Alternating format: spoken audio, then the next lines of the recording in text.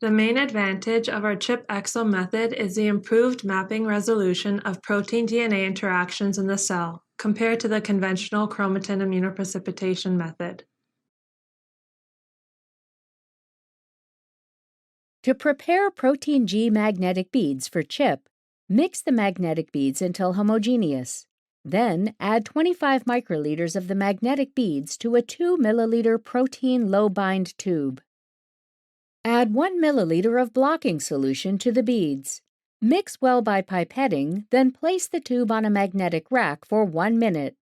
Once the supernatant is clear, remove it. Next, add 1 milliliter of blocking solution to the beads. Place the tube on a rocking platform at 4 degrees Celsius and rock for 10 minutes.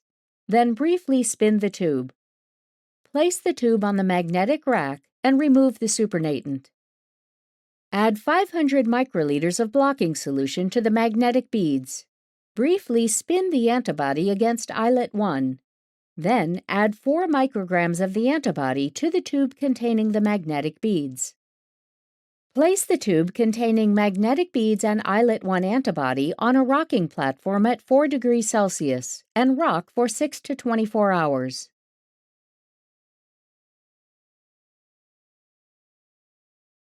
To begin the chromatin immunoprecipitation, wash the antibody-coated beads in 1 milliliter of blocking solution. Place the tube containing the antibody-coated beads on a rocking platform at 4 degrees Celsius for 5 minutes.